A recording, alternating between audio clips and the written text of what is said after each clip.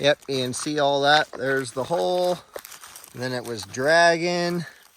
And I saw it when I got to the end, so we folded it back. Now I gotta go get the bolt.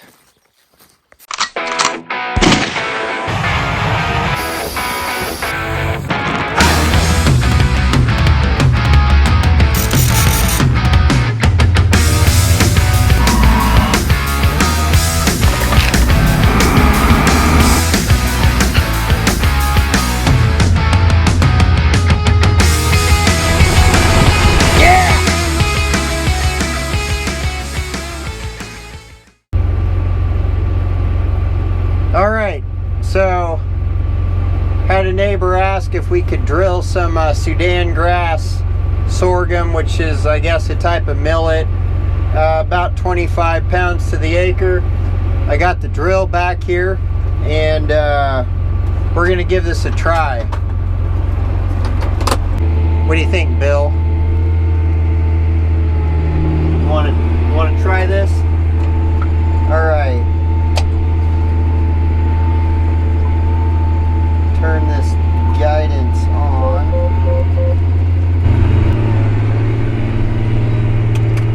Okay, markers out. And here we go. All right, we're gonna round this corner. Was that a fart? What was that?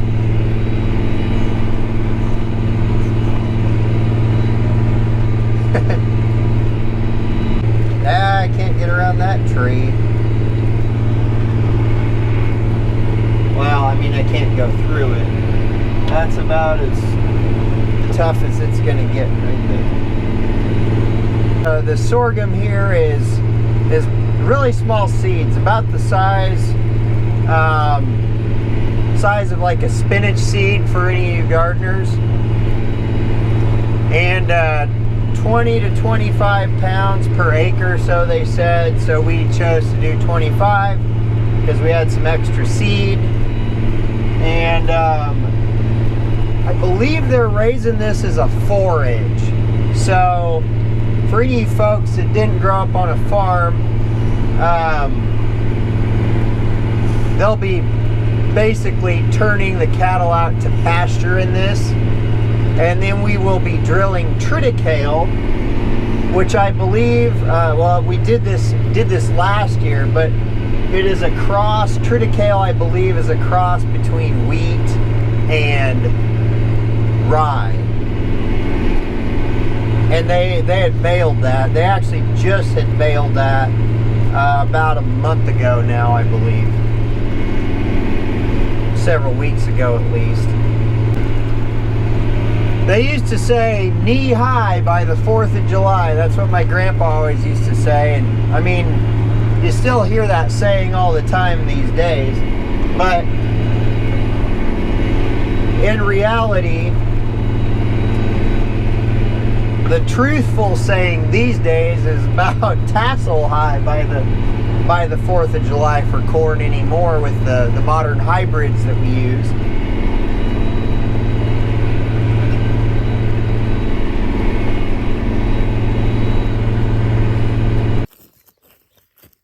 Am I on? So look here. We have a hole right here, and my marker hit the badger hole. And then you can see the mark, how it was dragging behind. You can look up at me. Hey, look up at me here. Zoom out a little bit. So then I realized that when I got to the edge of the field, you look at me instead of... So then we got the marker back into the place, and what happened? The shear bolt broke, which goes in this little hole right there. So, look up back at me. So that's what we're gonna do. We got the neighbor, a cousin, picking us up. Pay attention to where I'm at. We got a neighbor picking us up, and they're gonna bring us home, and then I'll come back with a bolt to put in there. So that's the update. We had a little bit of a breakdown.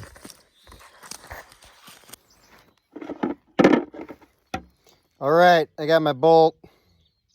some washers. We'll see if this, then we get this to fit back in here.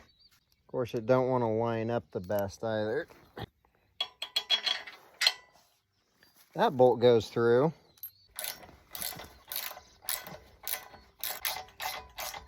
I wouldn't otherwise have to thread it in there.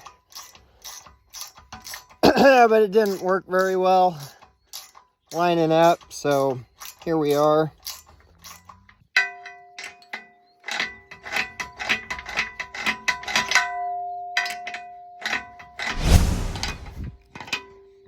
Not exactly the best ratchet in the world, but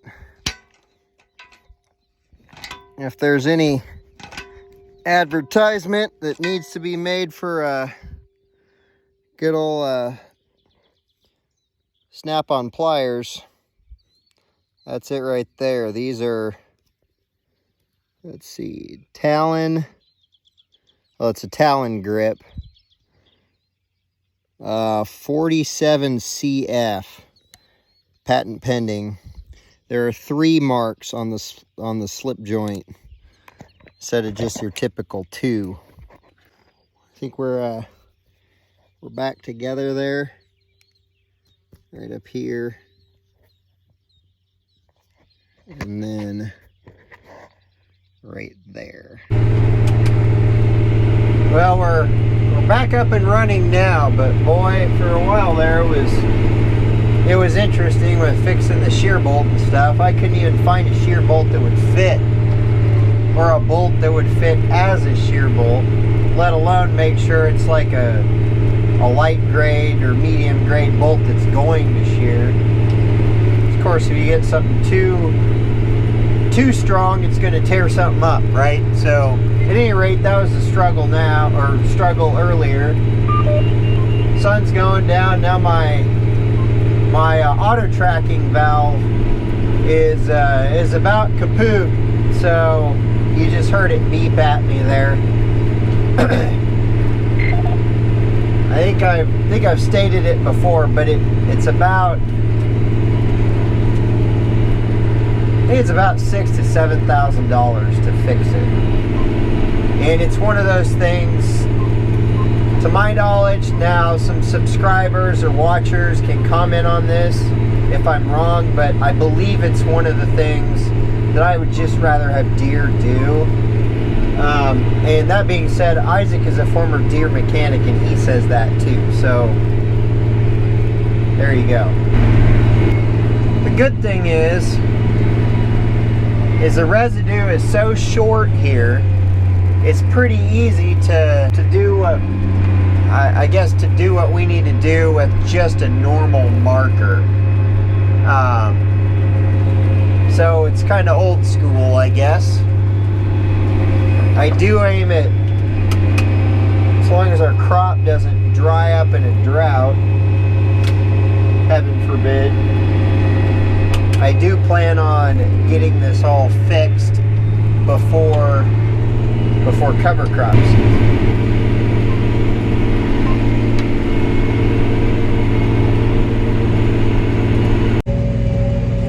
Well, we're headed home now. We got done last night. It was in the dark, so I felt wouldn't have been much point to film a lot of that. At any rate, went to son's baseball game, headed back. They dropped me off, and now I'm riding the tractor and drill back home. And I think it's safe to say, unless anybody needs any soybean replants, we're gonna park this for the summer. So at any rate, thanks for watching. Be sure to hit the like button, comment if you would like. Please share our videos. Talk about us. I don't know why you would, but hey, you know, we enjoy the feedback and the support. Hit subscribe if you haven't. Thanks for watching.